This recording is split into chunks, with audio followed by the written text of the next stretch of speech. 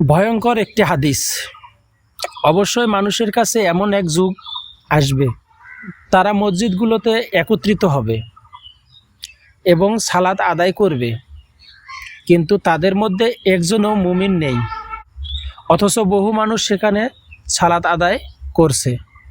রাসূল সাল্লাল্লাহু আলাইহি ওয়াসাল্লাম এর এই কথা শুনে সাহাবীরা আশ্চর্য হয়ে জিজ্ঞেস করলেন,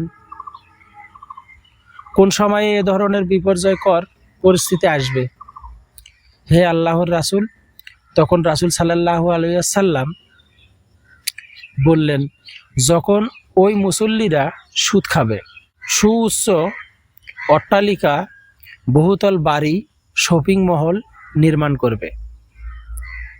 মুসান্নাফ ইবনে আবি সাইবা হাদিস 40 সহিহ।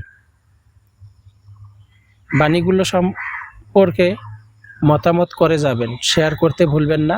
আল্লাহ হাফিজ।